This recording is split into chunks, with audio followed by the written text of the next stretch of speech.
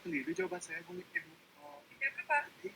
Jadi, jadi perbedaan fraksi dan ekstrak itu pemahaman saya bahas dulu dari ekstrak. Kalau ekstrak itu adalah kita mengekstrak langsung dari kunyit itu dengan larut yang sesuai. Kemudian ekstraknya itu kan misalkan kita melakukan maserasi, berarti ekstraknya itu adalah analit plus larut yang kita gunakan.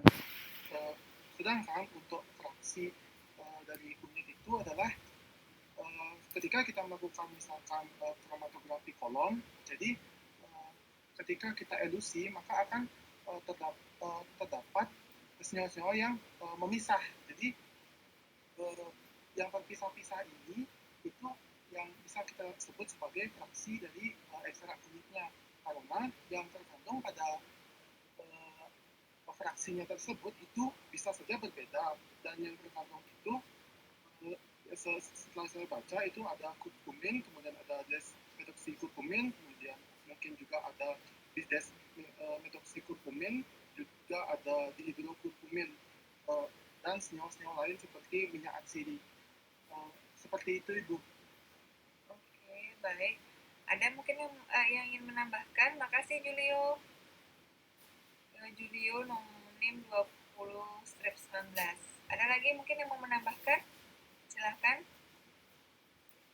Sebelum nanti kita melihat datanya dan kita belajar menghitung gitu, sehingga nanti pada saat kalian membuat laporan kalian bisa mengerjakannya. Jadi saya masih membicarakan terkait dengan prosesnya. Ayo, ada yang mau berpendapat? Satu lagi mungkin. Ayo. Oh. Bisa menambahkan lagi jawaban saya, Ibu? Ya, silakan. Ibu. Jadi ketika nanti sudah terpisah fraksi yang tadi itu di kolomnya, saya belum pernah melihat yang asli sebenarnya, Bu. Jadi saya hanya menghayal begitu. Dia terpisah. Kemudian saya wadahi dengan wadah pial yang sudah terkalibrasi 5 mili. Jadi nanti saya buka kerannya sedikit demi sedikit, saya ambil 5 mili, 5 mili, 5 mili seperti itu, Ibu. Nanti akan sampai habis fraksi yang ada di kolomnya tadi. Oke, baik. Baik, terima kasih Rio Julio. Ada mungkin yang berpendapat mungkin menambahkan atau seperti apa?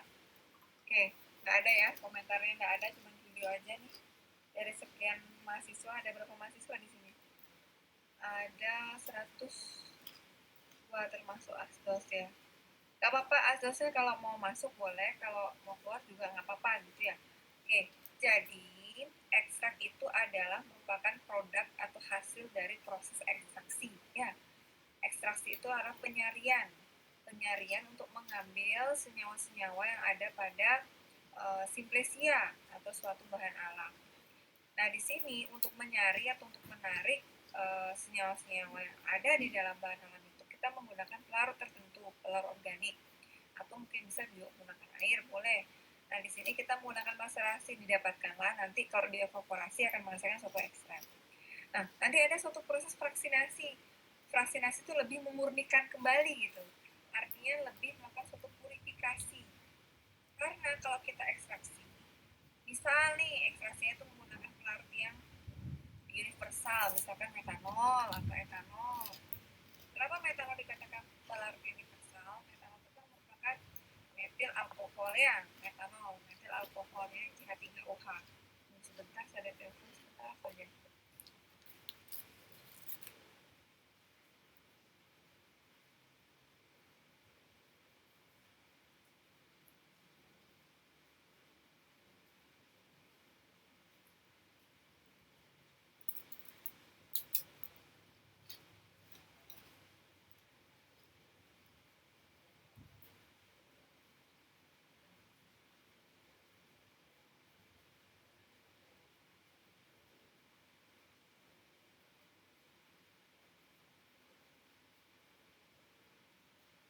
Oke, halo, masih tersambung ya. Nah, jadi fraksinasi itu suatu proses purifikasi atau pemurnian. Nah, tadi kan banyak semua senyawa bisa masuk gitu, karena metanol itu merupakan metil alkohol ya. Jadi CH3OH. CH3-nya itu merupakan bagian nonpolarnya, sedangkan OH-nya itu merupakan bagian polarnya di sana. Sehingga dia menjadi universal, artinya dia bisa menarik senyawa-senyawa nonpolar ataupun senyawa polar gitu. Nah, sekarang tujuan kita itu adalah kan kita ingin mengidentifikasi nih. Harapannya kan yang menjadi biomarker pada kunyit itu kan hanya kurkumin, ada desmetoksi, ada bidesmetoksi, kan begitu. Sedangkan harapannya yang lainnya yang bukan merupakan menjadi khas dalam suatu bahan alam tersebut, dalam suatu ekstrak tersebut, sehingga kita bisa hilangkan gitu. Karena nanti kalau misalkan kita masih crude gitu ya, kita potongkan pada plat untuk kita identifikasi, itu akan menghasilkan banyak sekali senyawa. Nah, untuk kita melakukan suatu pemurnian tadi, purifikasi, maka kita lakukan fraksinasi. Betul tadi Julio mengatakan bahwa fraksinasi tadi bisa salah satunya menggunakan kolom tadi. Jadi kalau misalkan kita tadi sudah kalibrasi, artinya kita sudah tetapkan 5 ml itu seberapa, kita tampung 5 ml itu tampungan pertama fraksi 1 namanya, tampungan kedua fraksi 2, 3, 4, dan seterusnya gitu. Atau kalau misalkan kita melakukan ekstraksi cair-cair, ya ekstraksi cair kan artinya suatu cara pemisahan dengan menggunakan fase cair dan fase cair. Jadi artinya kita melihat kemana senyawa tersebut lebih terdistribusi antara fase cair yang berupa organik atau yang berupa air gitu ya. Nah, di situ nanti ada 2 lapisan ekstraksi cair-cair ini. Nanti akan dia lebih terdistribusi kemana gitu. Kalau dia senyawa berupa nonpolar, berarti akan terdistribusi lebih kepada pelarut nonpolar. Kalau dia senyawanya polar, berarti lebih kepada pelarut polar. Seperti itu. Nah, kita sekarang tujuannya apa nih? Oh, kita mencari kurkuminnya.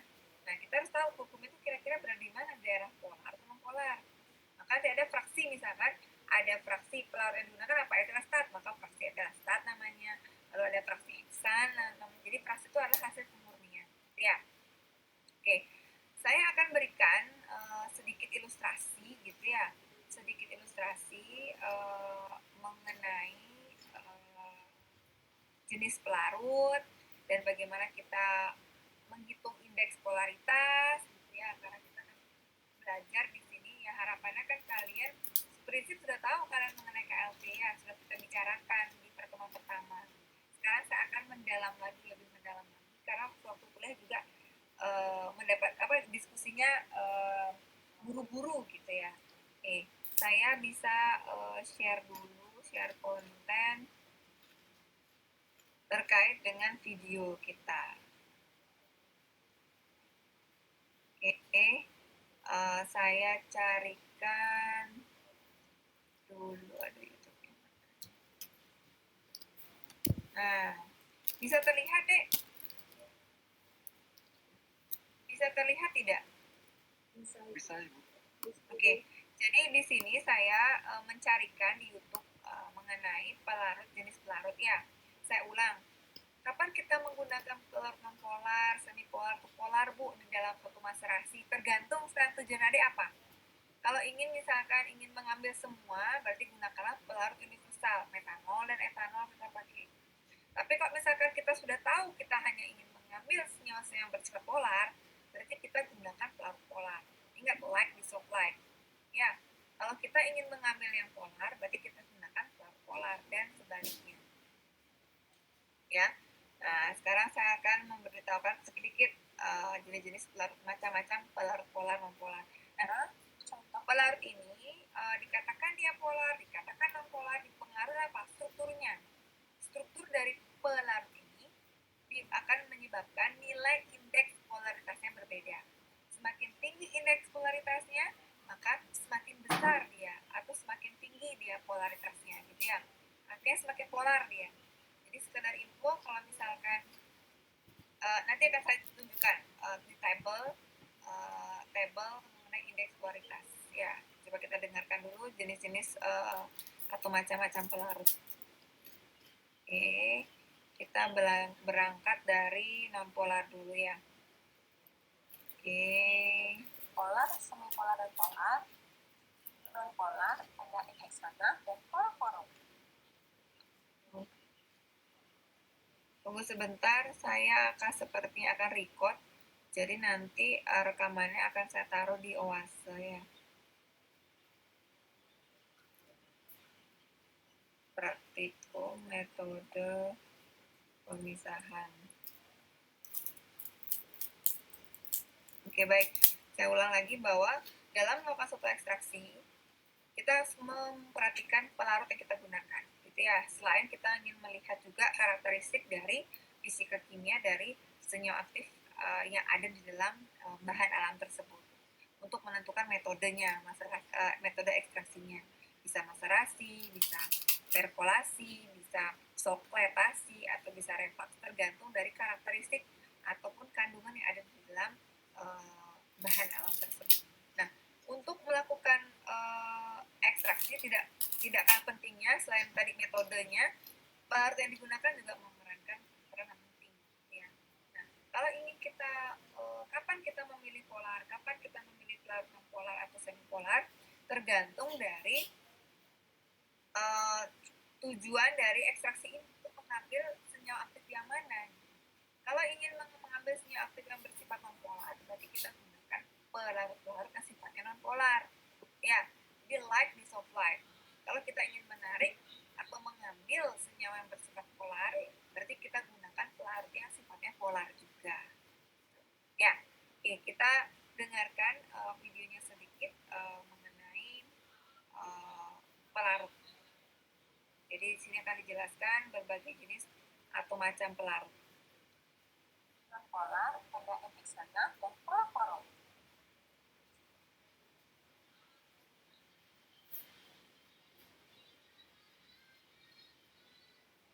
Selanjutnya, contoh. Oke, saya pause dulu sedikit mengenai yang non-polar.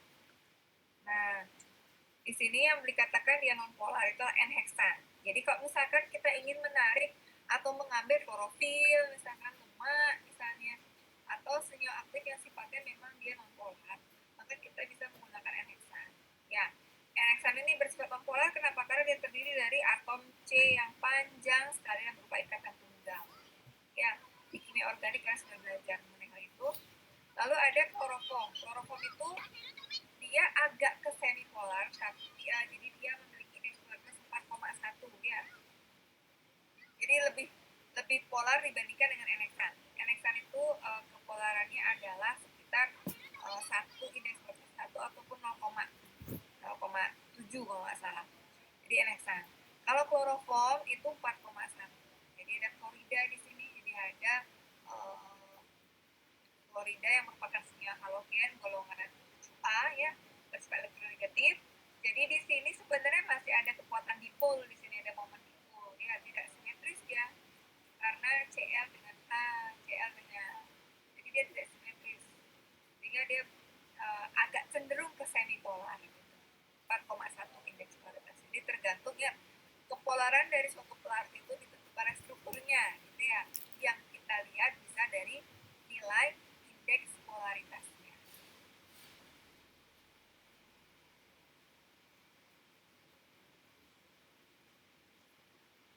Selanjutnya, contoh pelarut semipolar ada etil asetat, MSO, dan setat. Nah, ini namanya semipolar. Jadi kalau etil asetat itu dia indeks polaritasnya 4,4. Jadi di sini terlihat ada karbonil C double bond U ya. Ada di sini adalah oksigen juga di sini. Jadi ini adalah suatu ester ya, etil asetat. Ester dia. Jadi di sini dia memiliki momen dipol. Jadi dikatakan dia semipolar ya. Begitu juga dengan DMSO, dimetil sulfoksida. Jadi dia di sini ada S double bond O. Jadi ini juga kalau ini adalah C double bond O ya. Ini X double bond O. Lalu ada aseton, aseton itu golongan keton. Ini juga merupakan semipolar. Aseton semipolar cenderung ke polar dia. Kalau aseton ya. Jadi lebih indeks polaritasnya lebih tinggi lagi dibandingkan dengan etil asetat.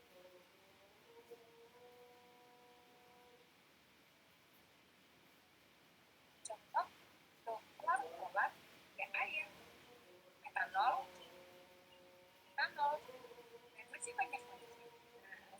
Jadi kalau ada alkohol ya ada metanol, etanol, butanol. Nah itu adalah merupakan pelarut polar ya, tapi cenderung ke polar nih. Kalau misalkan dia ada bagian yang bersifat non-polarnya sini di metil, ini kan metil ya, ini anak etil, tapi dia cenderung ke polar dia.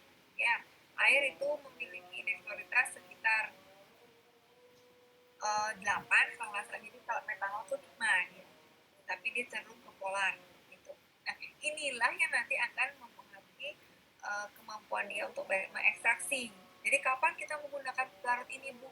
Tergantung dari senyawa yang akan kita tarik itu apa gitu ya. Oke, kita lanjutkan lagi. Nah ini mengenai cara masterasi bertingkat. Pada saat praktikum pada saat kuliah sempat saya ceritakan bagaimana yang namanya adalah masterasi bertingkat.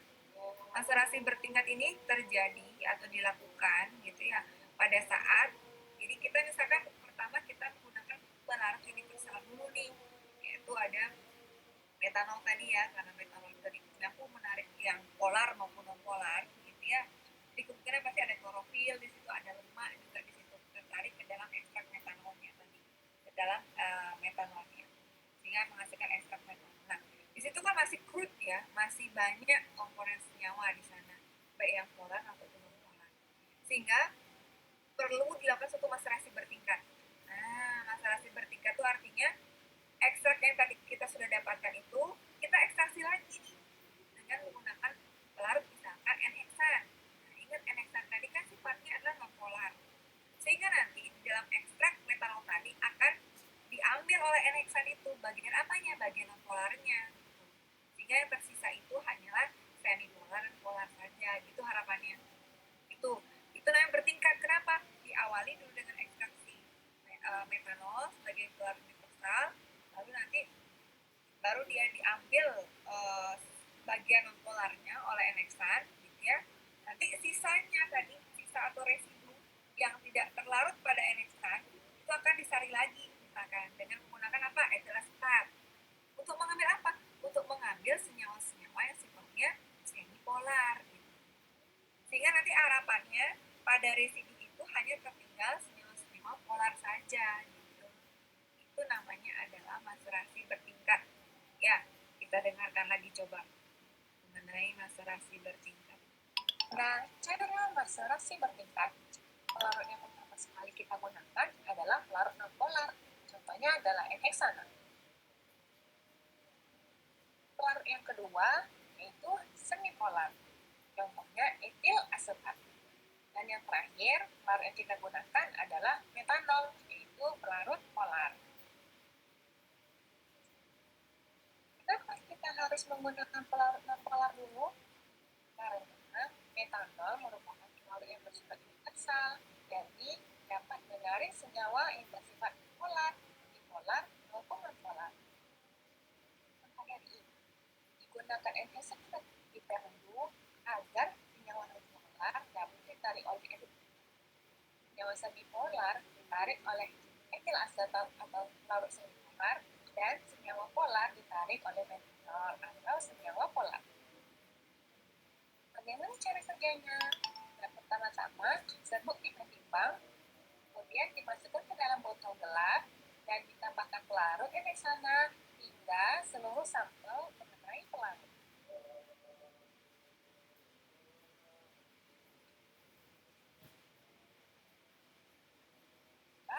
Dendam selama minimal 3 hari dengan sekali diaduk. Nah, tujuan ini untuk memperbanyak kontak antara bahan dengan pelarut dan mendapatkan derajat homogenitas yang tinggi. Masterasi tiap pelarut dilakukan sebanyak 3 kali pengulangan. Kemudian, residu dipisahkan dari filtrat dan ampas simplisia diturunkan dengan oven pada suhu 50 derajat Celcius. Setelah residu kering, dimasterasi kembali selama minimal 3 hari dengan etil asetat sambil sesekali diaduk. Dilakukan sebanyak 3 kali pengulangan juga. Setelah dilakukan pengulangan sebanyak 3 kali, dipisahkan residu dengan filtratnya, dan residu dikeringkan lagi dan dimasterasi dengan pelarut metanol dengan prosedur yang sama. Sekian video dari saya. Terima kasih sudah menonton dan Assalamualaikum warahmatullahi wabarakatuh. Oke, dari situ ada bayangankah kalian mengenai proses maserasi bertingkat? Jadi kalau di sini dia langsung menggunakan hexan. Kalau tadi saya mengatakannya dari kita ekstraksi dulu nih berupa ekstrak, lalu kita larutkan atau diekstraksi lagi dengan menggunakan metanol itu boleh. Jadi menggunakan fraksinasi cair-cair, nanti dia ekstraksi cair-cair dia gitu.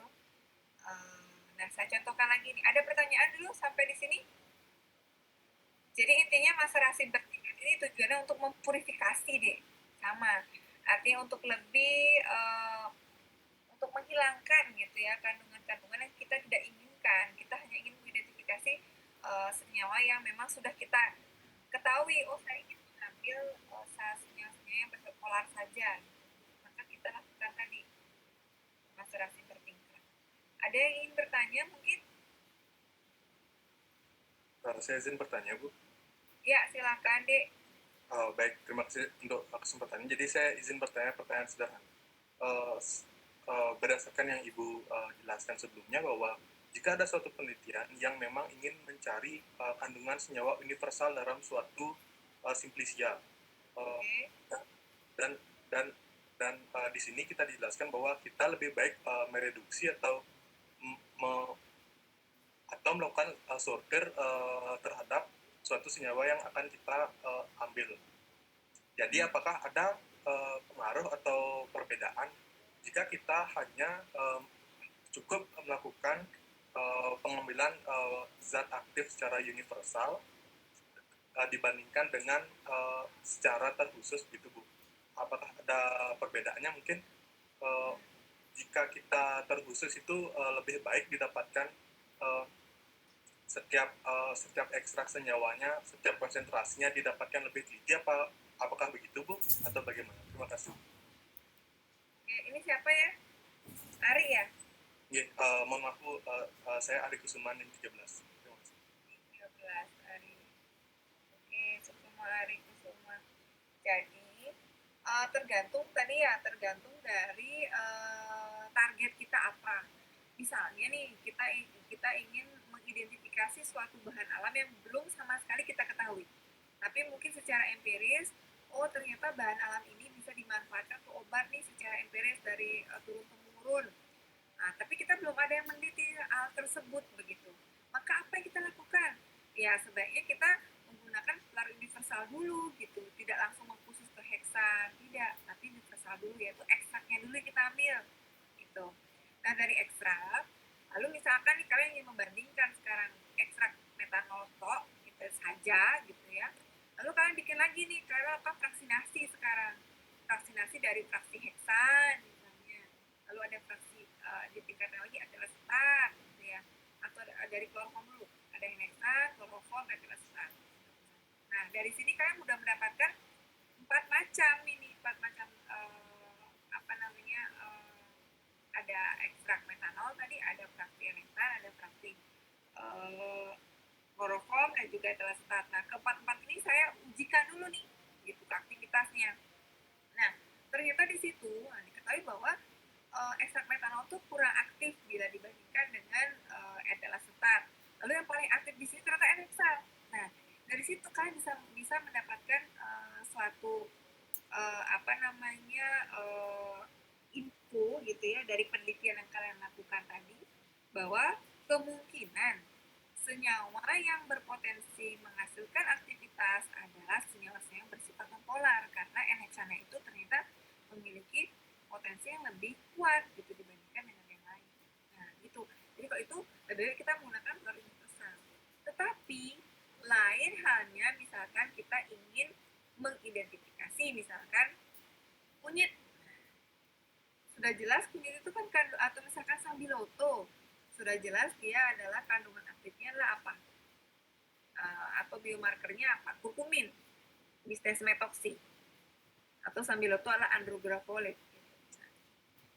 Ya sudah, saya boleh menggunakan ekstrak dulu. Setelah diekstrak kan masih crude dia nih, saya fraksinasi lagi, saya murnikan. Tujuannya hanya ingin mendapatkan biomarkernya saja gitu. Itu mengkhusus sudah. Tapi kalau misalkan tadi kita belum tahu pasti aktivitas yang mana, artinya bagian atau biomarker apa yang ada pada senyawa ini kita belum tahu gitu ya, maka kita mulai dari yang skup besar dulu gitu. Begitu kira-kira Ari bisa menjawab? Jadi saya izin memverifikasi kembali. Jadi memang disesuaikan dengan efektivitas dari suatu penelitian tersebut, dan jika memang itu penelitian awal memang sebaiknya melakukan dengan metode yang universal. Baik, sudah. Terima kasih. Oke, makasih. Baik, boleh saya lanjutkan ya? Nah, tadi kan saya bilang bahwa desain dari maserasi bertingkat dengan cara seperti itu, jadi kita enheksan dulu, setelah enheksan kita etal baru terus metanol gitu ya. Kita juga bisa melakukan yang namanya ekstraksi cair-cair untuk menghasilkan fraksi, untuk memurnikan gitu ceritanya. Nah, kita coba lihat, terlihat tidak di layar? Terlihat di? Terlihat tidak? Sudah terlihat namun belum dimulai. Sudah terlihat. Ya, oke. Pada kesempatan kali ini kita akan melaksanakan praktikum ekstraksi cair-cair ekstra etanol daun jati Belanda. Ekstraksi cair-cair dilakukan dengan menggunakan dua atau lebih pelarut yang memiliki polaritas yang berbeda dan memiliki massa jenis yang berbeda. Nah, kita garis bawahi. Jadi ekstraksi cair itu merupakan suatu teknik pemisahan ya, berdasarkan pada perbedaan distribusi dari suatu senyawa di antara pada dua pelarut tadi ya, bilangnya dua pelarut yang tidak saling campur. Jadi kepolarannya berbeda dan massa jenisnya berbeda. Ya, kita lanjut. Sehingga masing-masing pelarut tidak akan saling tercampur satu sama lain. Nah, tahap pertama yang dilakukan dalam proses ekstraksi cair-cair ini adalah kita menimbang ekstra yang kita gunakan terlebih dahulu sebanyak 2 gram dalam praktikum ini. Kemudian ekstrak tersebut akan kita larutkan dengan menggunakan air sebagai pelarut pertama. Kemudian untuk meningkatkan kelarutannya, ekstrak tersebut kita panaskan di water bath terlebih dahulu selama beberapa menit hingga ekstrak tersebut melarut dengan sempurna. Jadi di sini kalau ekstraksi cair-cair, jadi kan tadi dari ekstrak tadi kan masih crude ya. Sekarang harapannya kan kita ingin menghilangkan atau menarik senyawa-senyawa yang kita inginkan dengan menggunakan bahan tertentu menggunakan ekstraksi cair-cair. Sehingga ekstraknya itu dilarutkan dulu nih gitu.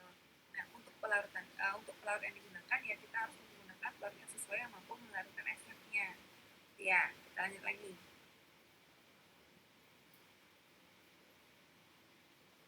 Setelah ekstrak tersebut larut dengan sempurna, kemudian ekstrak yang telah kita larutkan kita masukkan ke dalam corong pisah, kemudian kita tambahkan sedikit air lagi sisa dari pelarut yang kita gunakan sebelumnya, sehingga volume akhir dari pelarut pertama yang kita gunakan sebanyak 40 ml.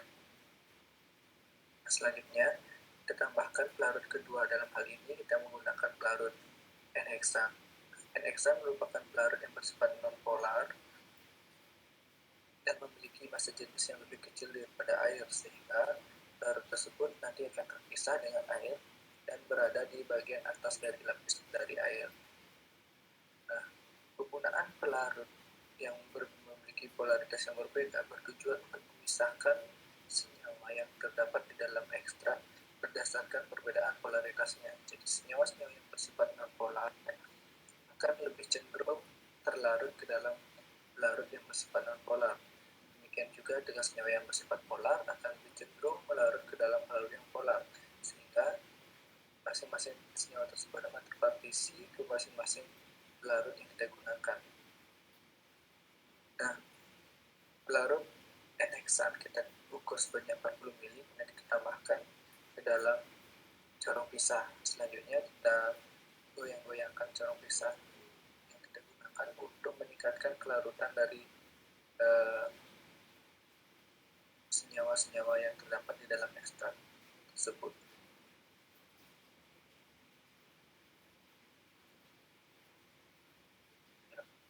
Dalam proses pengocokan, perlu diingat bahwa kita harus sering-sering membuka tutup dari corong pisah ini, karena dalam proses ini larutan akan menghasilkan gas yang menekan keluar, sehingga nanti kalau kita tidak buka, maka gas tersebut akan berkumpul di tengah corong pisah dan kemungkinan akan memecahkan pawang pisah tersebut.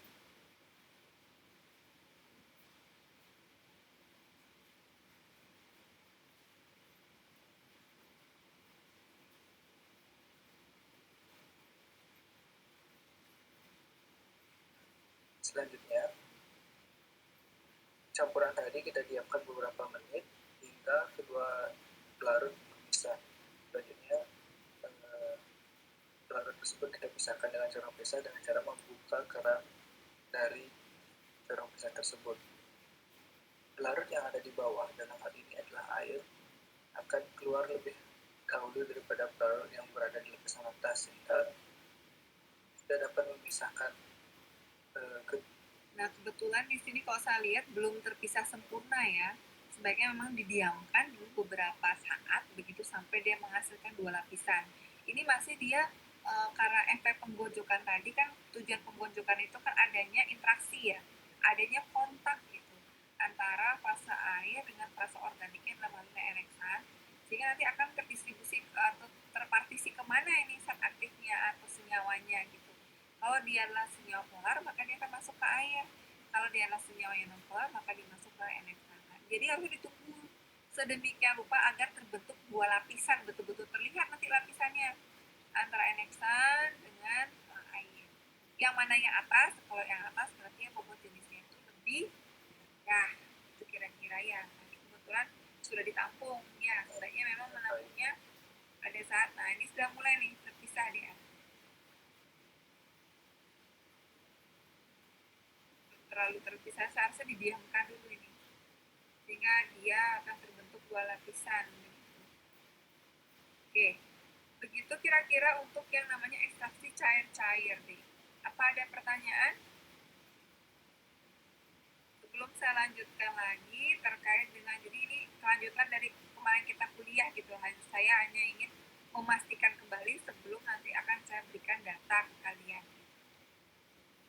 Ada lagi yang ingin ditanyakan, ada yang mau ditanyakan dulu terkait dengan apa yang sudah saya paparkan, saya sudah berikan? Ada? Lanjut ya, biar waktunya bisa jadi nggak terlalu malam kita. Oke, kemarin kan sempat ya diberikan contoh kasus seperti ini ya. Jadi ini kan hampir sama juga dengan yang namanya adalah pemisahan. Ya, artinya pemisahan, dan kita lakukan identifikasi di sini menggunakan kolom, gitu ya. Percobaan dilaksanakan di laboratorium, sudah sempat saya beritahukan juga pada saat kuliah. Cuma karena terburu-buru, jadi saya sekarang pastikan lagi, gitu ya.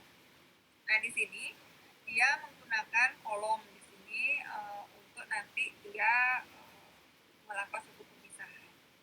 Nah, sebelum dia melakukan kolom, dia ini belum tahu gitu. Kira-kira di dalam nanti untuk menggunakan kolom tadi, masa gerak apa tadi yang saya harus gunakan? Ingat, kolom itu adalah satu teknik pemisahan juga ya, menggunakan kromatografi, di mana didasarkan pada perbedaan distribusi suatu senyawa antara fase diam dengan fase geraknya, kan begitu. Nah, fase diamnya kan dia menggunakan silika gel di sini pada jurnal. Namun fase geraknya tuh dia belum tahu nih, belum tahu pasti. Nah, apa yang harus saya lakukan? Pertama, seperti saya jelaskan, bila misalkan sudah ada penelitian sebelumnya, kita bisa menyadul penelitian sebelumnya untuk melakukan pemisahan, untuk penentuan fase gerak. Atau bila tidak ada, mungkin kita bisa cari literatur yang mana senyawa yang kita lakukan pengujian itu pada genus yang sama atau pada marga yang sama. Mungkin temu kunci hampir sama dengan kunyit mungkin, nah itu bisa. Nah, seperti itu ya. Tapi misalkan bila tidak juga menghasilkan suatu hasil yang baik gitu ya, maka kita harus lakukan KLT dulu gitu untuk mengetahui kira-kira fase gerak apa yang baik untuk menghasilkan suatu pemisahan. Ya. Nah, di sini yang menjadi parameter untuk pemilihan nanti didasarkan pada pemisahan yang baik dan juga bisa menghasilkan komponen atau zat atau totalan yang paling banyak. Semakin banyak totalan berarti semakin mampu dia membedakan antara satu compound atau zat yang ada di dalam bahan yang ada di dalam ekstrak temu kunci itu. Gitu. Nah di sini dia menggunakan 5 fase gerak ya. Fase gerak pertama dia menggunakan diklormetan, kloroform, atrasetat 1:1:1:1. Sedangkan kalau fase gerak 2 dia menggunakan toluen, atrasetat, dan etanol ditambahkan dengan asam format sedikit. Biasanya kenapa ditambahkan dengan asam format? Ditambahkan dengan asam lemah sedikit begitu ya, untuk melakukan yang namanya masking. Karena kadang-kadang kalau bahan alam itu ikatannya sangat kuat nih dengan silika gitu. Silika itu kan sifatnya polar. Nah ada bagian-bagian dari bahan alam yang mungkin berikatan kuat dengan silikanya gitu, sehingga dimasking karena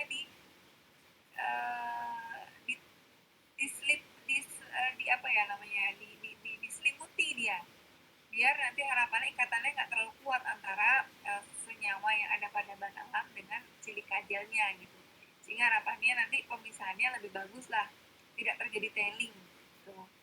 Lalu sampai ada 5 komposisi fase gerak yang berbeda. Nah dari sini nanti dia akan mencari kira-kira fase gerak mana yang akan saya gunakan untuk nanti dilanjutkan dengan kolom. Nah, saya lanjut aja. Nah di sini dari 5 fase gerak yang dia gunakan di dalam KLT gitu ya. Jadi diawali dulu dengan KLT untuk bisa memastikan sistem dari kolom itu nanti saya gunakan apa. Nah dari sini yang ternyata menghasilkan banyak komposisi itu adalah ada untuk yang ekstrak heksannya 8, etilastatnya 10, sedangkan butanol tidak ada. Jadi dia menggunakan heksan etilastat ini. Bu, kenapa sih kok ada 3 ekstrak nih? Nah ini namanya maksilasi bertingkat tadi. Pertama diekstraksi dengan heksan, ampas dari heksan ini diekstraksi lagi dengan etilastat, ampas dari etilastat itu diekstraksi dengan butanol. Sehingga harapannya ya pada ekstrak heksan itu hanya bagian-bagian non-polar aja yang terekstraksi di heksan. Yang di etilastat yang bagian semipolar aja, yang butanol hanya bagian yang polarnya saja. Begitu kira-kira. Ya. Nah, dari sini dia dilanjutkan dengan kolom gitu. Yang dilanjutkan dengan kolom itu Anda ingat yang tadi menggunakan fase gerak heksan berbanding etilastat ini. Ya. Nah, dari sini dia mendapatkan 430 fraksi dengan dia menampung per 5 mili gitu. Ya. Nah, dari sini dari 430 kan banyak sekali ya 430 fraksi. Lalu dia ciutkan lagi nih 430 fraksi ini menjadi berapa? Menjadi 10 fraksi. Lalu kok bisa dari 430 ke 10? Jadi ke semua fraksi yang 430 itu dia identifikasi.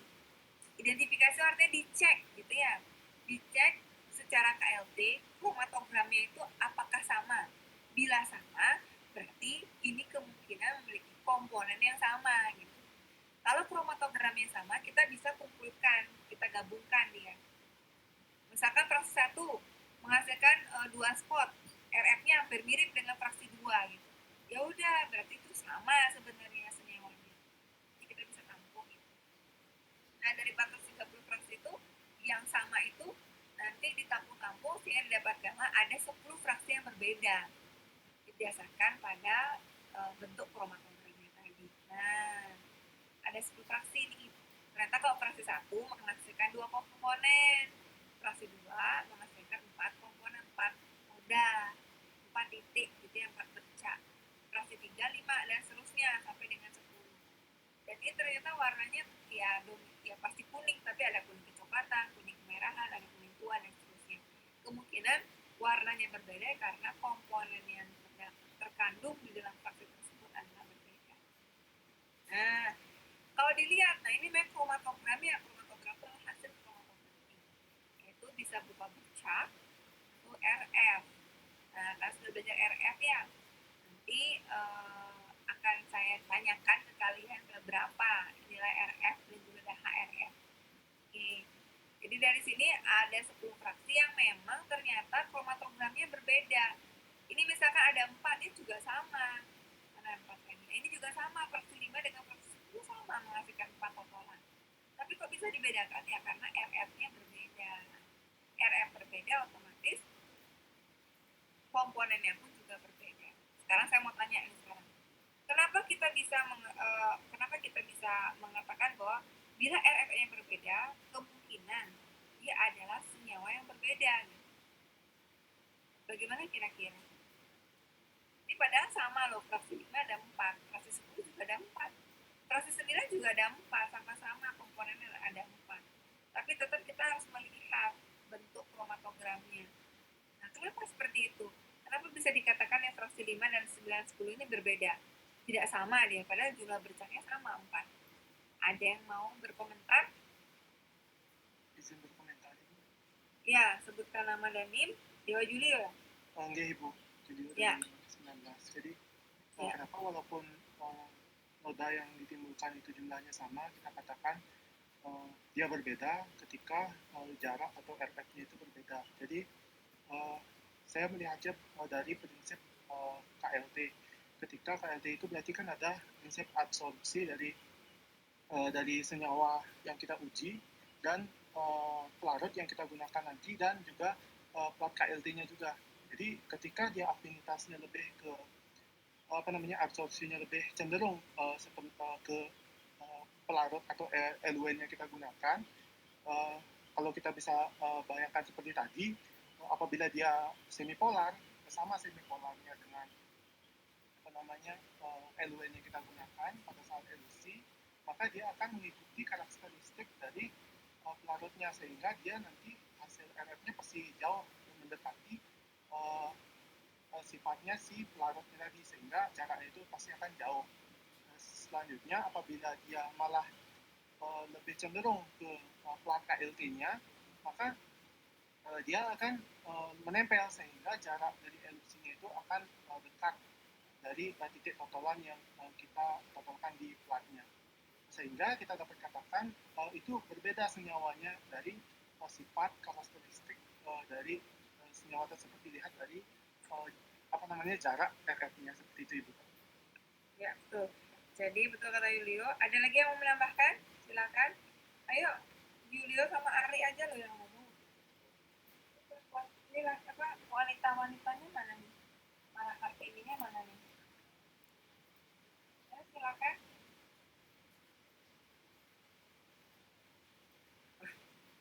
Oke, karena sudah malam ya, mungkin dia udah lelah. Jadi betul ya, kalau misalkan walaupun sama-sama 4, tapi dia memiliki karakteristik yang berbeda. Kalau misalkan yang poin 10 ini, dia kan banyak yang nempel ya, dan dia lebih rendah RF-nya dibandingkan dengan yang lainnya. Dibandingkan dengan yang 5 nih, misalkan antara titik ini dengan titik ini kan berbeda. Berarti dia, kalau misalkan ini adalah fase diamnya adalah bersifat silika, berarti dia lebih polar dibandingkan dengan fase geraknya gitu ya.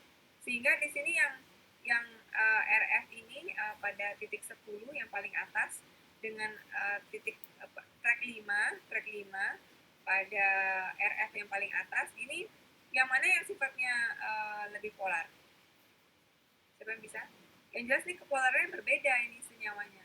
Kalau misalkan senyawa polar berbeda, otomatis dia memiliki ada struktur yang berbeda. Jadi itu merupakan suatu senyawa yang berbeda. Pertanyaan saya lagi sekarang, seperti yang sudah dijelaskan Julio, kalau saya tanya nih antara track 5 dengan track 10, yang paling pertama ini kan RF yang paling tinggi, ini kan beda dengan RF yang paling tinggi pada track 10. Nah, kira-kira apa seperti ini? Mana yang lebih polar antara RF paling atas pada track 10 dengan track 5? Silakan sebutkan nama dan NIM. Izin Bu. Ya. Perempuan dulu ya, baru Ari ya. Silakan, Dek. Ya, terima kasih Bu, saya NIM 11 atas nama Bu Istri, tapi mohon maaf jika salah ini Bu. Kalau apa kita belajar? Ya, kalau fase diamnya itu kan bersifat polar, sedangkan fase geraknya itu non polar. Nah, kalau RF-nya itu lebih besar, berarti kepolarannya lebih rendah. Itu kan karena fase diamnya itu polar, jadi nanti dia akan tertahan di situ Bu, makanya dia RF-nya itu lebih makanya dia akan kepolarannya itu lebih rendah di sana gitu. Kalau yang ditanya yang mana lebih besar kepolarannya, berarti yang mempunyai kepolaran lebih besar itu yang mempunyai nilai RF lebih kecil. Berarti yang nomor 10 itu mempunyai kepolaran yang lebih tinggi. Oke, baik. Gimana Ari? Ini Sindu mungkin karena sinyal ya. Ari gimana Ari? Ini Bu, baik. Jika untuk saya, untuk prinsip dasarnya sama. Jadi ketika suatu fase ketika suatu fase dia memiliki sifat yang sama, sifat yang lebih polar pada kasus ini, itu akan lebih tertahan pada fase diam. Pada fase diam karena kesamaan dari tingkat kepolaran. Sama. Ya, makasih Ari. Di sini juga jawabnya sama ya. Oke, berarti sudah paham ya. Oke, bagaimana kasusnya kalau seperti ini? Setelah itu udahlah kita langsung lanjut ke data. Udah saya tidak cemas lagi dengan ini kalian. Kemarin karena soal terburu-buru jadinya saya tidak detail menjelaskan ke kalian pada saat perkuliahan. Nah, ini namanya indeks polaritas ya. Jadi kalau misalkan indeks polaritas itu misalkan tadi ada heksan gitu ya, heksan itu nih N-heksan. Nah, indeks polaritas cuma 0,1 dia. Ya, toluen itu lebih polar lagi dibandingkan heksan itu 2,4. Klorofom 4,1. Etil asetat berapa? Etil asetat itu adalah 4,4 ya. Etil asetat. Nah, biasanya kan kita juga bisa menggunakan campuran pelarut nih antara misalkan kalau ini metanol dengan air. Dimana metanol 3, airnya 7. Maka caranya untuk mengetahui indeks polaritas berarti 3 atau 0,3 boleh. Jadi kalau misalkan yang perbandingan 3 dengan 7 berarti 3 per, jadi 3 dikalikan dengan metanolnya berapa, nilainya 5 ya. Ditambah metanol itu kan 5 ya. Metanol tadi adalah 5,1 ya. 3 dikali 5,1 ditambahkan dengan 7 dikali dengan 10,2 dibagi dengan 10 gitu kan. 3 tambah 7 kan 10. Kan dapatkanlah indeks polaritas sebesar 8,67. Ini termasuk ke dalam polar dia ya, karena lebih banyak airnya. Lebih polar ya. Oke. Perlu diperhatikan lagi pada saat kolom karena fase diam yang digunakan adalah silika. Jadi memang kita berangkat dulu kalau misalkan ingin mengelusinya secara gradien gitu ya, artinya konsentrasi dari pelarutnya itu dalam beberapa waktu dinaikkan kepolarannya gitu. Maka bisa pertama-tama berarti harus dikasih non polar dulu. Nggak boleh langsung polar. Kenapa? Karena kalau fase geraknya polar, fase diamnya juga polar, maka otomatis tidak akan terjadi pemisahan. Sehingga dimulai dari pelarut yang non-polar dulu pada saat kita melakukan polarnya. Oke, sekarang yang saya tanyakan lagi untuk memastikan lagi pemahaman kalian. Bukan di sini terkait dengan ini ya. Ini ada situasi kasus misalnya. Kadang-kadang pada saat kita KLT ya, di mana RF-nya itu mungkin terlalu jauh ke atas. Nah, kalau misalkan dia terlalu jauh ke atas, apa yang kalian lakukan? Ingat ini kalau teknik kromatografi itu dikatakan sebagai teknik manipulatif gitu. Jadi karena kita memanipulasi agar kita bisa mendapatkan data yang lebih baik. Manipulasi itu bukan berarti berbohong gitu, cheating gitu ya, bukan. Artinya kita manipulasi kepolarannya mungkin dimanipulasi agar nanti masih berada di dalam range. Nah, misalkan seperti ini.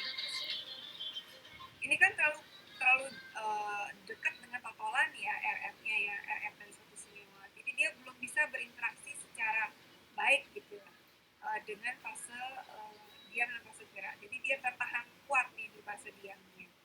Jadi misalkan ini adalah fase normal. Fase normal berarti fase diamnya itu lebih bersifat polar dibandingkan dengan fase geraknya. Itu namanya fase normal. Ternyata di RF-nya itu kecil sekali, di bawah sekali dia. Maka menurut kalian apa yang harus kalian lakukan agar RF-nya itu di tengah-tengah dia menjadi di sini misalkan 0,5. Sedangkan dilihat inilah fase normal, di mana fase geraknya itu lebih nonpolar dibandingkan dengan fase diamnya, atau fase diamnya lebih polar dibandingkan dengan fase geraknya. Nah, apa yang harus kalian lakukan? Ada yang bisa menjawab? Ini nanti akan kemungkinan akan kalian praktekkan juga nantinya kalau memang pada saat praktikum nih, misalkan waduh sekali RF-nya kok di bawah banget ya, takut nih kita nih, takutnya nanti di dalam sini nih masih ada komponen lain yang pada saat kita naik itu harusnya dia mungkin terpisah menjadi beberapa spot gitu loh. Ternyata di RF itu mendekati totalan, apa yang harus kalian lakukan? Berarti di sini, berarti kalau seperti ini berarti dia sifatnya gimana nih sifat aktifnya? Bersifat polar atau bersifat non polar? Apa bisa jawab? Itu dulu. Bersifat polar itu. Polar, betul, sehingga dia sangat berikatan kuat dengan fase diamnya. Dia nggak terbawa oleh fase geraknya. Fase geraknya itu kalah dia. Sehingga agar dia tertarik dengan fase geraknya, agar dia naik nih 0,5, maka apa yang harus dilakukan? Ganti pelarutnya pakai yang lebih non polar. Kalau diganti dengan yang lebih non polar, apakah dia akan mau naik? Sedangkan dasar aktifnya ini sifatnya gimana tadi? Yang seperti Julio katakan tadi. Nah, betul ya. Malah gangga sama malah ini berapa tuh? Ini mungkin karena gangguan ini ya. Aku, Iya. apa suara saya terdengar? Iya, silakan. Permasalahan saya nggak ada NIM 16.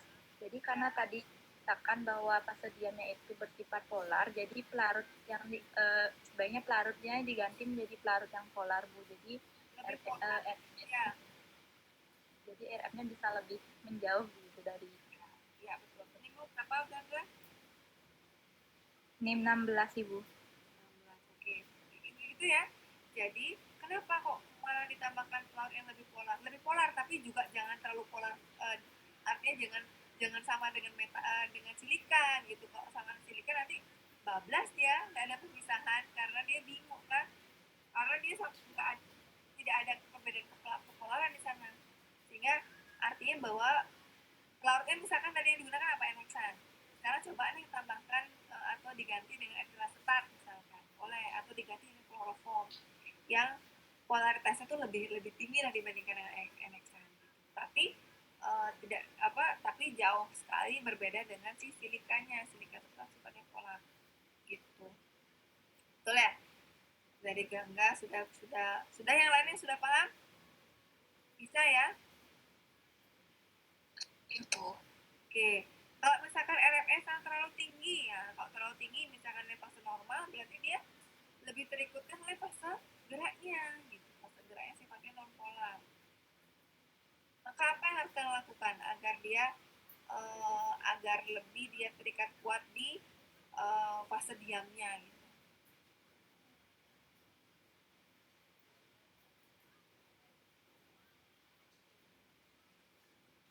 Apa yang harus dilakukan? Izin menjawab Ibu. Ya, silakan. Baik, dari Julio yang 19. Jadi kita lakukan sebaliknya berarti Ibu. Kalau tadi misalkan kita pelarutnya kita tingkatkan kepolarannya, sekarang kita pelarutnya itu atau LW-nya itu kita turunkan kepolarannya atau kita ganti dengan yang kurang polar seperti itu.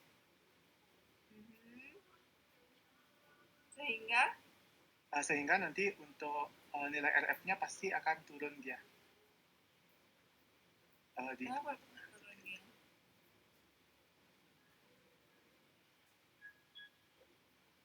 Oke, Ibu. Gimana ulang?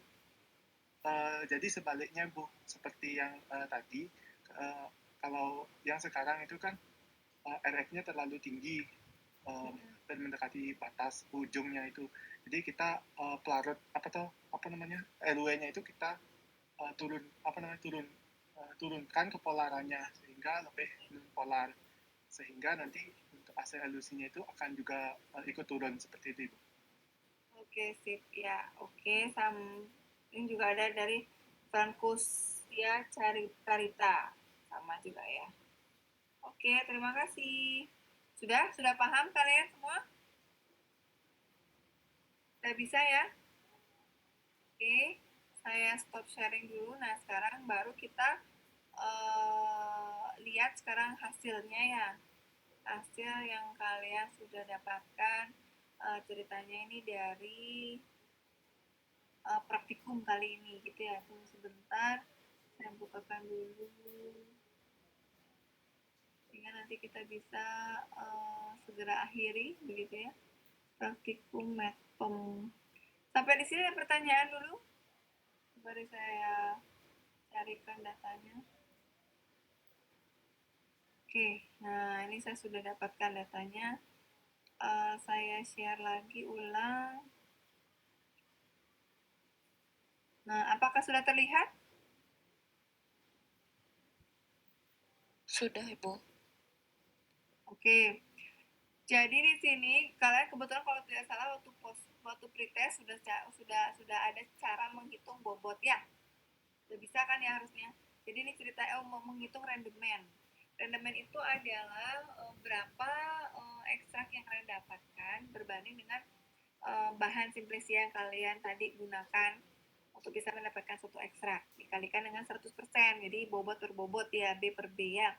Nah, bobot sebuah kunyit dimaserasi kan ya 10.000 gram ya, 10.000 gram. Lalu dari 8 maserasi lalu didapatkanlah suatu ekstrak kental gitu ya. Nah, maka itu penimbangan terhadap ekstrak yang didapatkan untuk bisa mengetahui bahwa dari sekian tadi 10.000 gram ini atau 10 kilo ini akan didapatkan, oh kok 10 gram sih, bukan 10 gram. Sorry, bukan 10.000 tapi 10 ini ya. 10 gram. Dari 10 gram ini nanti didapatkan berapa gram ekstrak gitu. Ternyata dia didapatkan, nah caranya gimana? Pertama-tama kita timbang dulu cawan kosong, gitu ya. Cawan bobot cawan 1 kan sekitar 70,353 gram. Nanti setelah ditambahkan yang ekstrak kental yang menjadi 71,7. Jadi dari sini kita kurangi dulu. Bobot cawan plus ekstrak dikurangi dengan bobot cawan tanpa ekstrak. Dapatkanlah ekstraknya kita berapa. Ekstrak dibagi dengan simplesia dikalikan dengan 100%. Itu dapatkan random man. Ya, random man ekstrak namanya. Nah, pembuatan kolomnya sudah kita diskusikan bahwa kolomnya itu bisa menggunakan dengan metode basah atau metode kering, tapi yang lebih disukai adalah metode basah. Sehingga harapannya dia lebih packingnya itu lebih kompak gitu ya untuk kolom. Lalu setelah itu, nah ini yang perlu saya perhatikan ya, mungkin ini juga bisa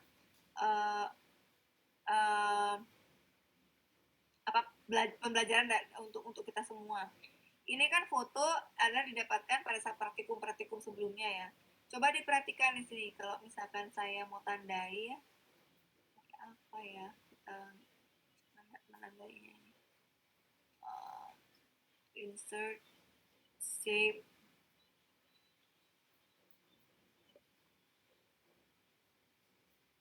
nggak bisa ya, insert shape nggak bisa. Nah kalau kita lihat nih, nah panah yang saya tunjukkan ini, coba kalian perhatikan, ini kan tinggi banget ya, ini terlalu tinggi ini ya. Kalau misalkan kita perhatikan ininya tuh terlalu tinggi deh. Nah, coba bayangkan. Nah, larutannya itu terlalu tinggi. Larutan yang jadi kan intinya ini ekstrak itu untuk bisa masuk ke dalam kolom kan dilarutkan dengan pelarut secukupnya saja, tidak boleh lalu encer atau terlalu banyak pelarutnya. Maksud gini, coba bayangkan, sehingga apa yang terjadi nanti pemisahannya nggak serempak dia gitu loh dek, keluar dia kan, tapi kan ini ada sisanya sekian. Jadi harusnya dilarutkan dengan secukupnya saja, sehingga harapannya nanti artinya kalau bisa ya segini aja larutannya. Ya harusnya seperti itu larutannya. Jadi jangan setinggi ini, nggak bisa, nggak boleh gitu ya, nggak elok gitu. Karena pemisahannya akan kurang maksimal gitu. Karena di sininya diawali dengan ekstrak yang dilarutkan sedemikian rupanya yang terlalu besar, tinggi. Gimana maksudnya Bu? Jadi nanti kan di bagian bawah dulu yang terpisah, lanjut lagi bagian atasnya, kan gitu jadinya. Kalau misalkan dia semakin atau sebisa mungkin sesempit-sempitnya gitu ya, biar serentak gitu loh deh, biar serentak dia turun ke bawah gitu, untuk terelusi. Oke. Nah, dari kolom ini ditampung dia. Tadi sudah betul oleh Julio ya, dikalibrasi harus botolnya ini ditandai 5 mili itu berapa. Kita menampungnya sebanyak 5 mili. Nah, ini kok ada nggak 5 mili, Bu? Nah, mungkin dia menampungnya berdasarkan pada warna bisa. Atau warnanya berbeda nih. Dia nggak sampai 5 mili tapi warnanya beda, Bu. Ya udah, berarti pakai warna dulu kita tampungnya. Makanya saya bilang kalau bisa nampungnya sedikit demi sedikit. Kalau bisa 3 mili, 3 mili gitu. Cuma masalahnya akan mendapatkan banyak sekali fraksi nanti. Sehingga apa yang kita lakukan? Identifikasinya juga banyak gitu. Untuk apa? Untuk nanti kita bisa, kalau misalkan kromatogramnya sama, kita gabungkan, kan begitu. Menjadi satu fraksi. Ya, nah dari hasil identifikasi, ini adalah plat KLT yang disinari dengan di bawah lampu UV 254. Nah, kebetulan di sini platnya ini berfluoresen di 254. Pertanyaan saya, apa sih maksudnya plat KLT F254? F itu artinya fluoresen. Apa maknanya itu, Dek? Apa gunanya plat berfluoresen 254? Boleh nggak kita menggunakan plat biasa? Ada yang mau menjawab? Izin menjawab. Ini jam 9 ya. Silakan. Baik, saya Julio 19 Ibu. Jadi Jangan Julio terus dah, yang lainnya. Ayo, mana sih? Dari 102. Ya, makasih Julio. Dari 102 orang loh. Kemana kalian semua ini? Ayo, siapa yang bisa?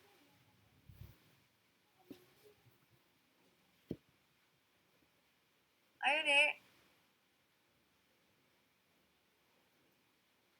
NIM 15 ada?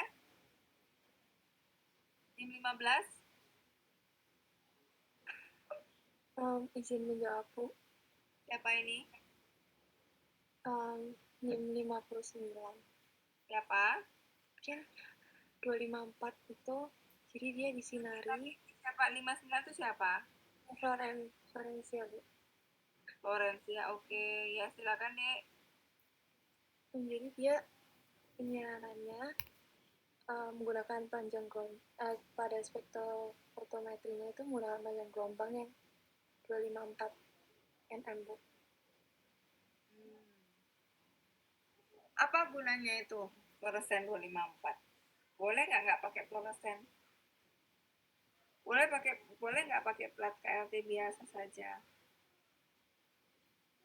Mungkin kan ada rentang panjang gelombang dari senyawanya, Bu. Oke, baik Flo. Makasih Flo. Begitu juga dengan ini jawabannya dari ini juga mengatakan panjang gelombang plat ya. Kalian belum dapat analisis farmasi belum ya? Belum ya? Ya nggak apa-apa, kita belajar di sini. Resia 2062. Juga sama jawabannya seperti Flo. Makasih Flo. Yang lain? Ayo dari 100-an partisipan loh.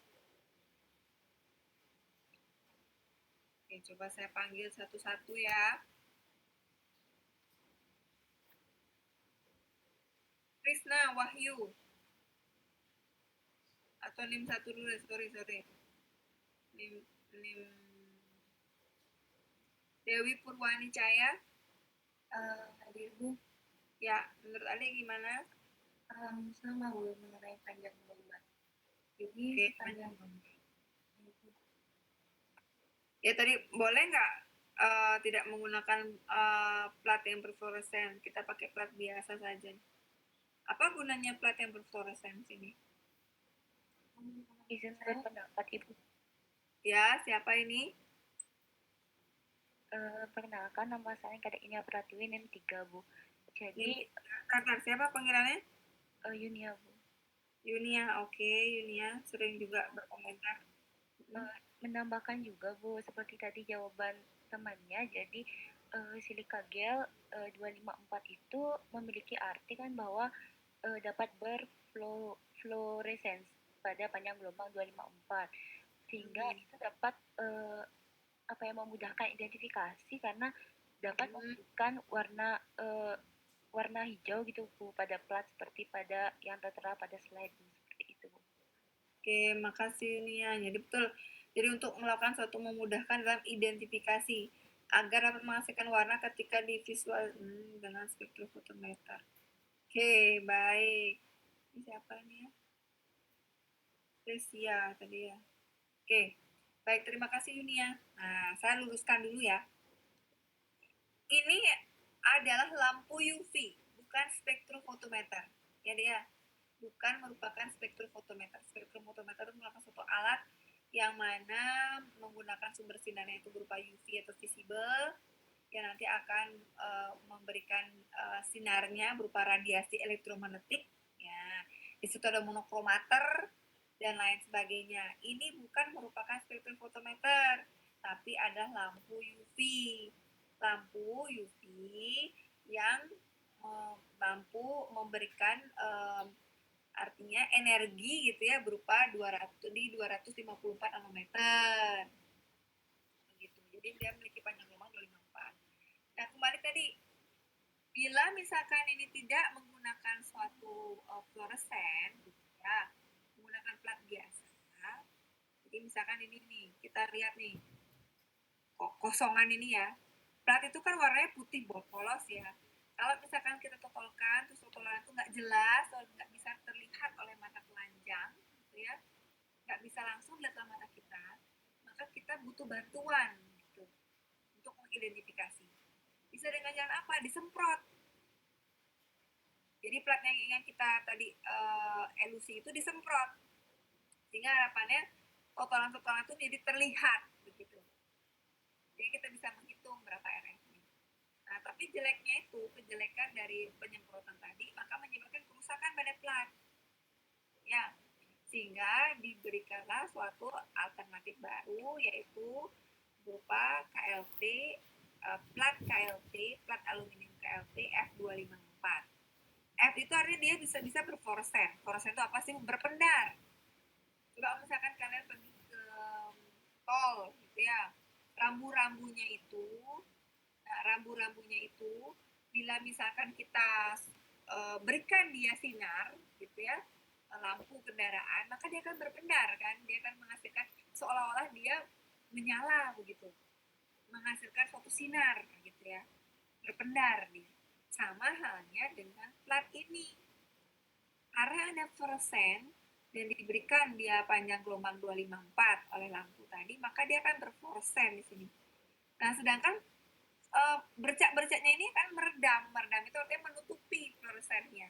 Otomatis terlihatlah dia bercak-bercaknya ini begitu. Jadi tujuan dia berfluoresen ini adalah agar digunakan untuk mengidentifikasi ya, mengidentifikasi spot-spot yang dihasilkan atau spot-spot yang ada pada masing-masing track dari fraksi. Itu kira-kira. Ya, mudah-mudahan kalian paham. Nah, terus ada fase gerak tadi, misalkan ini 95 banding 5, berarti fase geraknya itu adalah untuk elusinya ini 95 banding 5. Kalau nanti saya tanya ini, berapakah indeks polaritas campuran ini? Kalian bisa jawab, 95 dikali dengan 4,1 ditambah dengan 5 kali 5,1 dibagi dengan 100. Itu indeks polaritas. Kalau kita lihat secara kasat mata, dia lebih cenderung fase geraknya non polar kan ya, karena dia klorofilnya lebih banyak dibandingkan dengan metanolnya. Nah, dari sini didapatkan data bahwa jumlah totalannya 7 track.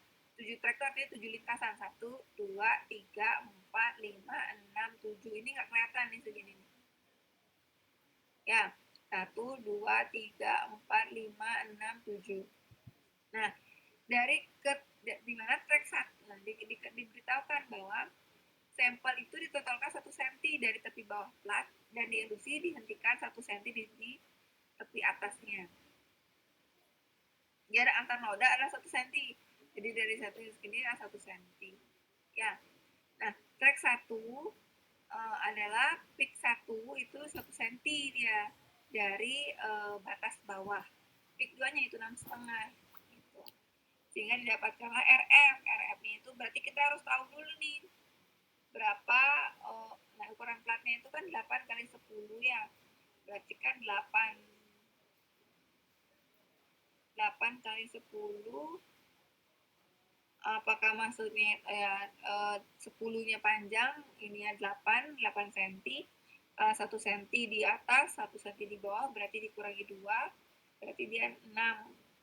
Tracknya artinya jarak tempuh fase geraknya adalah 6 cm. Sedangkan jarak tempuh dari senyumnya itulah misalkan berapa? 1, berarti 1/6. Ya, dapat dah RF-nya berapa. Untuk mencari HRF berarti kalikan dengan 100. Begitu. Oke. Kira-kira begitu kira-kira apakah sudah paham terkait dengan RF?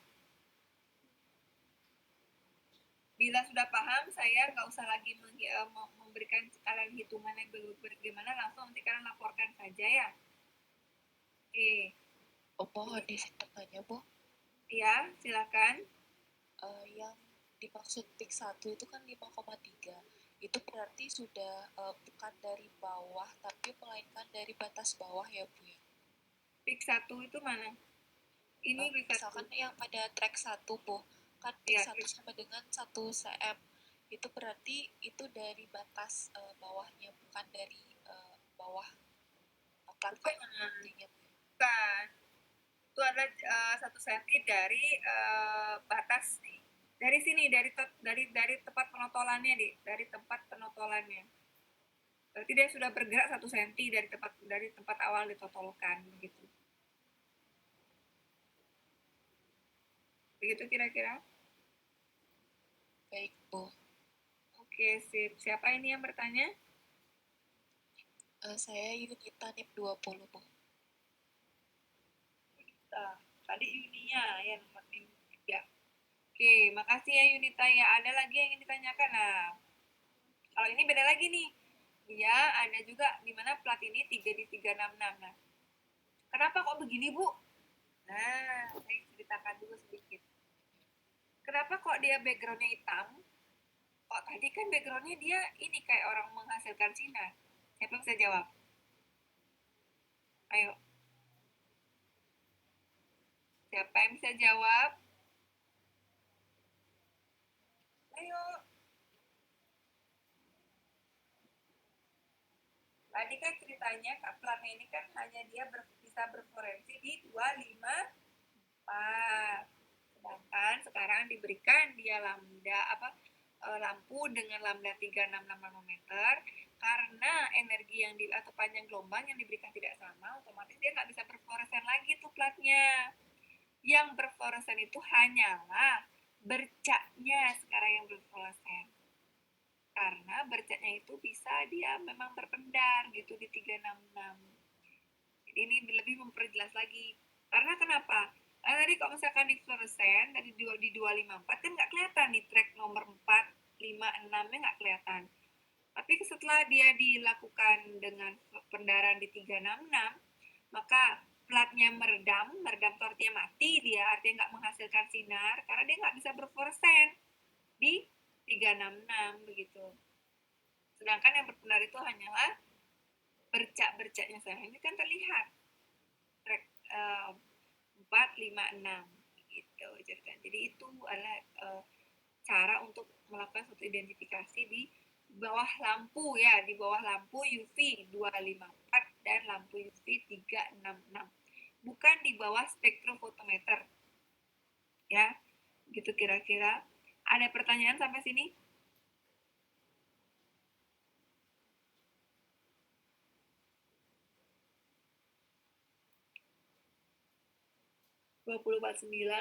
Luciana Agatha. Oke, letak catat. Ada pertanyaan mungkin? Enggak ya? Ya, Silakan.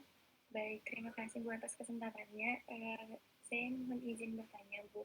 Kemudian selanjutnya setelah kan kita tadi sudah menggunakan UV dengan kedua parameter itu ada 254 sama 366. Kemudian selanjutnya itu bagaimana ya Bu perbandingan untuk pembahasan antara perbandingan kedua pengamatan itu Ibu, apakah nantinya yang 366 akan lebih akurat atau tetap ada parameter-parameter tertentu Ibu antara dua pengamatan ini? Siapa ini? Saya Yayan Ibu, NIM 51. NIM berapa, Dek? NIM 51 Ibu. Jadi ini saling melengkapi, Dek ya, bukan merupakan mana yang akurat, nggak ada yang akurat, karena saling melengkapi. Melengkapi dalam arti apa? Di sini terlihat bahwa pada track 456, ini bercaknya ini di 254, itu ya nggak terlihat ya. Tapi ternyata pada track berikutnya di 366 dia terlihat berpendar. Kenapa? Karena dia emang nggak bisa berpendar di 254. Dia berpendar nih, dia berfluoresen. Karena dia berfluoresen, sedangkan platnya juga berfluoresen, otomatis nggak terlihat begitu. Sehingga yang terlihat di sini hanya yang tidak berfluoresen saja, yang meredam plat yang berpendar tadi. Lalu kita lengkapi datanya dengan coba yang 366.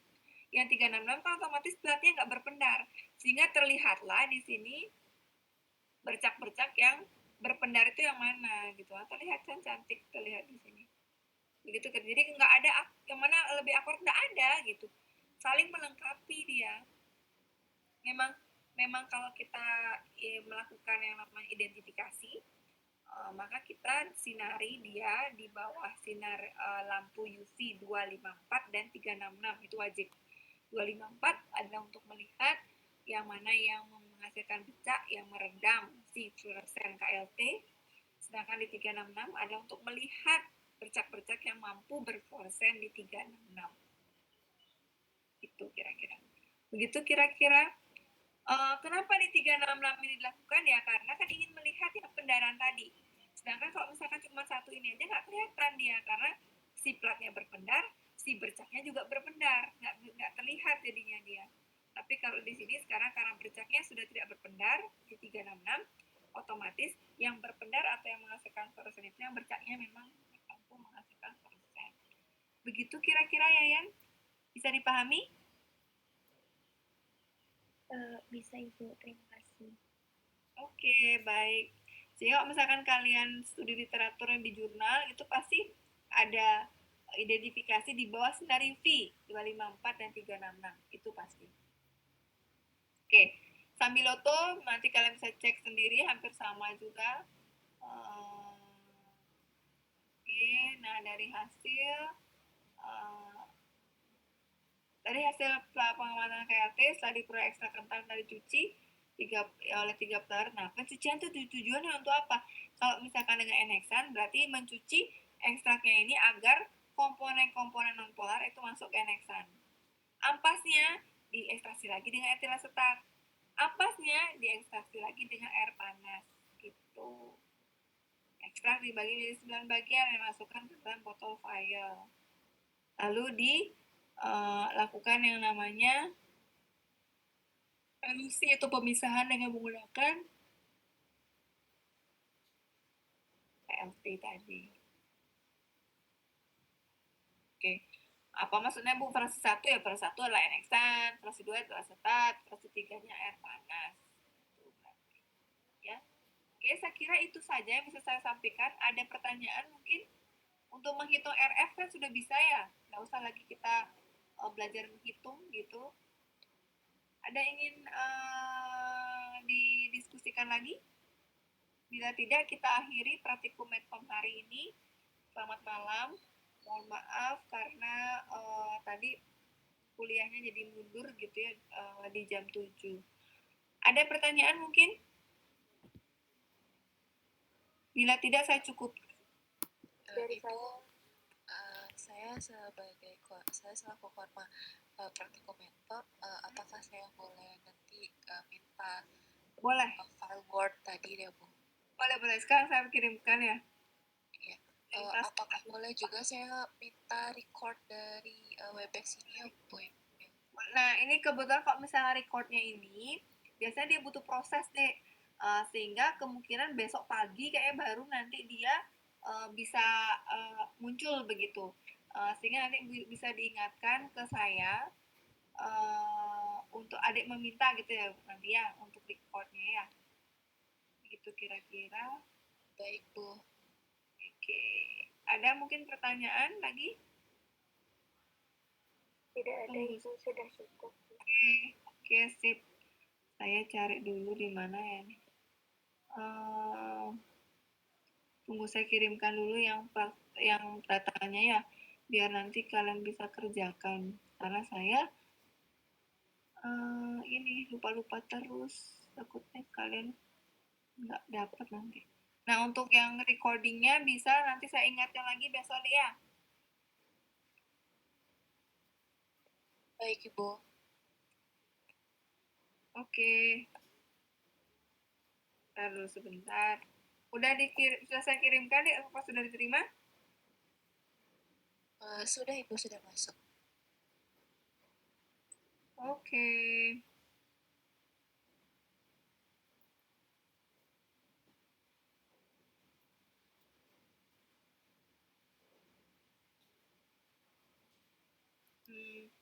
Tunggu sebentar. Saya end meeting dulu, lupa saya. Oke, saya kira itu saja. Terima kasih atas semangatnya untuk praktikum gitu ya. Sampai ketemu lagi di pertemuan untuk elektroforesis. Betul ya? Ada 3 pertemuan atau 2 pertemuan, Dek?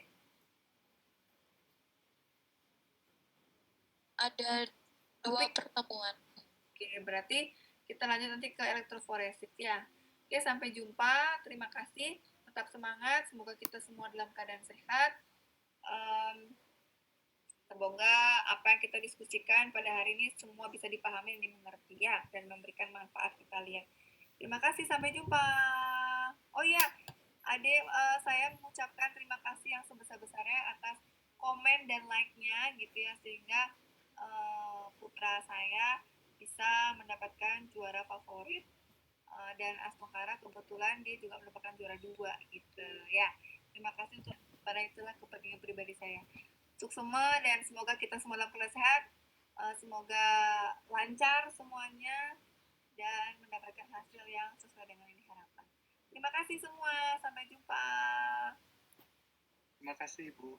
Baik, terima kasih, Bu. Selamat malam. Terima kasih Ari ya.